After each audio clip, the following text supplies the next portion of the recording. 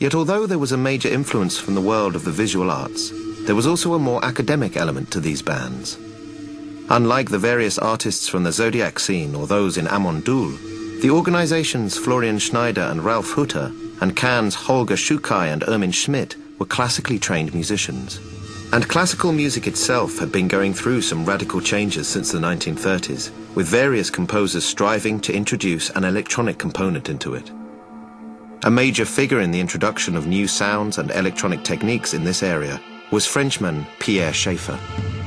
Pierre Schaeffer was important in France because he had a studio in Radio France. Most of the early electronic studios were in radio stations in the late 1940s, mid 1950s, because they had the equipment. The equipment they were using was basically tone generators, oscillators, sine wave generators, very basic sound equipment that produced, that changed sound waves. And then they didn't have tape.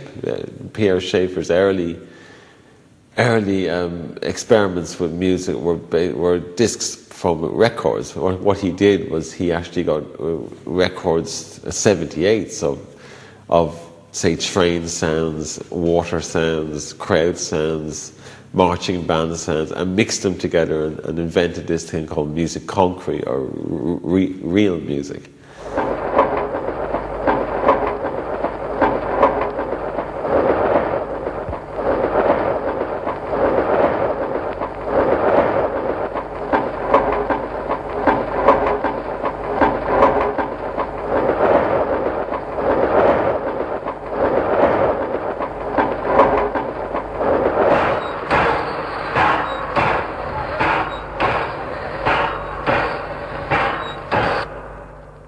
The main instrument that he used in the beginning was a record player, and then when he was given access to a tape recorder, it totally revolutionized the way he worked.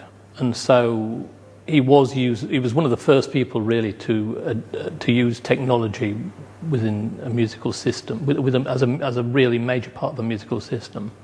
And obviously this influenced many students of his, such as Pierre Henry and people like that, and later on Stockhausen. And it was this towering figure of experimental music operating out of the Rhine-Ruhr area itself who would become a pivotal influence on emerging electronic musicians. Karl-Heinz Stockhausen, who had collaborated with Pierre Schaeffer in the early 1950s, developed a music that would not only incorporate concrete elements, but also pure electronics. The groundbreaking compositions that he created while working at the WDR Broadcasting Center's electronic studio in Cologne during the 1950s and 60s would dramatically change the shape of late 20th century music. Stockhausen is by far the most important composer of the 20th century in regards to electronic music, because he invented the electronic music. Remember, before Stockhausen there was no proper electronic music. People did not think about making just music electronically as a composition, writing it out, scoring it, then composing it in the studio, and then presenting it through loudspeakers. Nobody had the gall to do that, but he did. And he would spend up to 6 months, maybe a year, putting together a half-an-hour piece or a 20-minute piece, either in Paris with Pierre Schaeffer or in Cologne, where he worked in the studio there. And Stockhausen had started to get a lot of people following him. And after 1956, when he did Gesang der Jugendliche, which is Song of the Youth, and that was a massive international sensation because it was basically loudspeakers on stage and him just playing a tape. There was no musicians. This was scandalous. This was ridiculous. The classicalists now said this is crazy, but this really caused a huge uproar.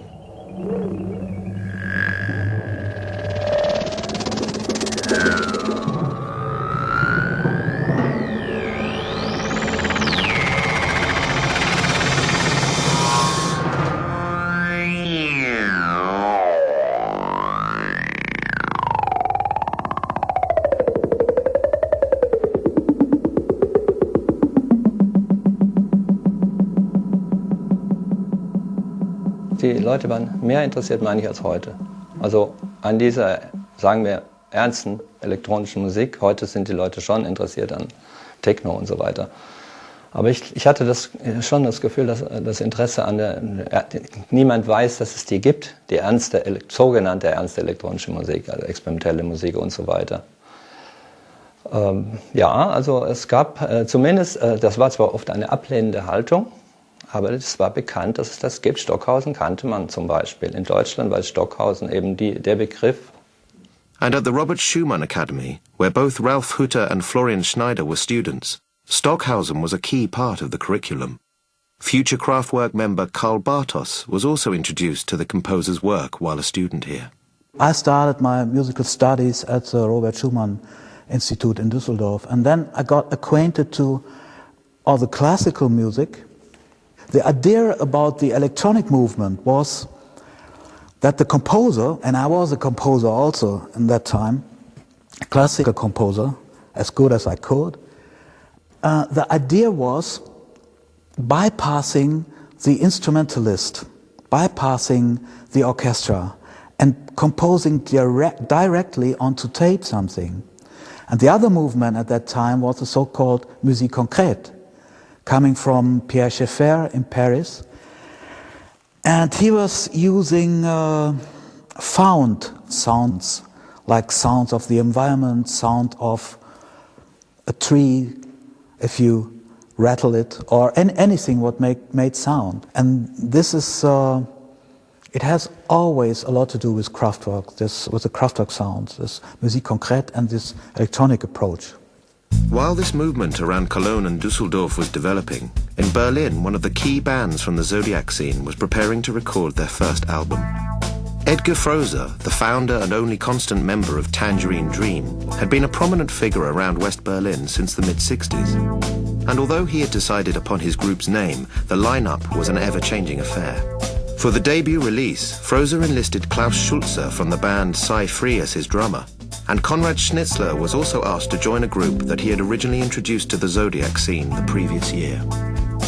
First they came because we asked them, coming back to us, because we need special groups or special persons to have public. And so they don't need me. But later on, when Edgar came and said, hey, play with me, then he has also already seen in the club what I has done, and so he was interested to have this noise to it instead of having a normal pop group.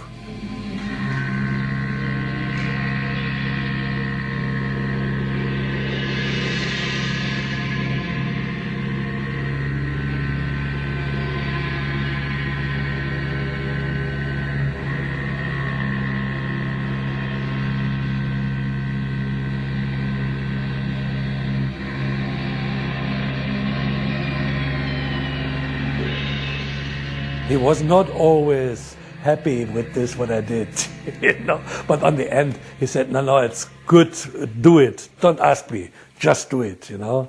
And I was same loud like him. And Schulze sometimes had problems because in this time we had no, in Schulze's drum, we had no mics. You know, he had not his own amp. He had no echoes on it. He just was drumming. He was like a locomotion, you know, like wow. Just set him on his ass and then he was drumming, you know. I was young, just 18 or something like this. He had power over and over, you know. Released in 1970, Electronic Meditation was a coarse yet significant work, the first artifact to emerge from the Zodiac scene and a sign of the experiments to come.